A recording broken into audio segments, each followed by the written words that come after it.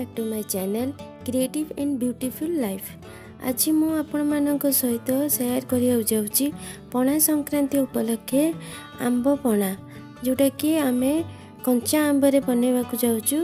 एथि पई हमकु दरकार कंचा आंब गोटे आउ किछि चीनी देखंतु गोटे ताटिया रे मु किछि चीनी रखिछि आउ किछि एमती कि लुण गोटे ताटिया रे लुण आउ चीनी कहली आउ रखिछि जीरा देखंतु गोटे चम्मच जीरा आउ किछि पुदीना पत्र एथिरु किछि मु पुदीना पत्र पकेबी आउ किछि रखिदेबी सजेबा पई। तो देखंतु मु एबे आंबर चोपा छड़े देबी भला भाबरे। खरा दिन रे आंब पणा पिया कथा। कंचा आंबर पणाटा बहुत भलो देह पई पेट ठंडा रहे आउ हेल्दी भी।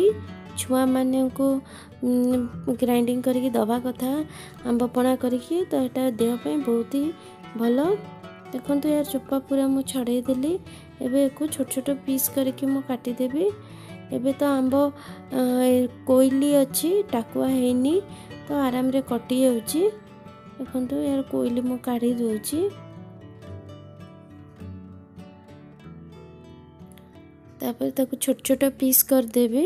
एबे ताको एक ग्राइंडर पॉट नबा आ सेथिरे सबु आंब पीस गुडा को पके दबा भला भाबरे धोई दबा आंब पीस गुडा को आ सेथिरे एबे चीनी जो रखचंती चीनी लुण आ पुदीना पत्र और जीरा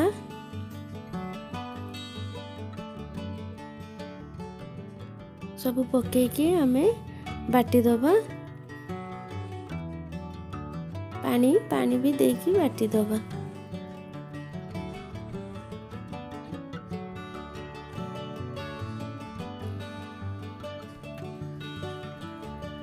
देखंतु मु बाटी देली।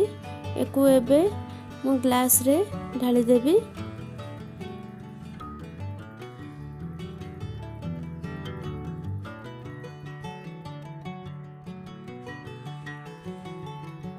ऊपर टिके मु कला लुण ब्लैक सॉल्ट पकेबी। कला लुणटा पकेले तार टेस्टटा बहुत बढ़िया आसे।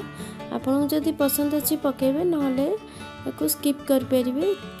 आउ ऊपर मु आइस टिके पकोची काइना गरम बहुत अछि। आइस टिके पकेले ठंडा ठंडा भल लागिवो। या आपन चाहिले बने की फ्रिज रे रखी की भी पी परिबे। आउ एबे मु ऊपर टिके पुदीना पत्र सजेबा पई पके देबी जोटा कि सुंदर भी दिसिबो आउ टेस्ट भी बहुत बढ़िया आसीबो। पुदीना पत्रटा पाटी रे आसीबो बहुत भलो लागिबो।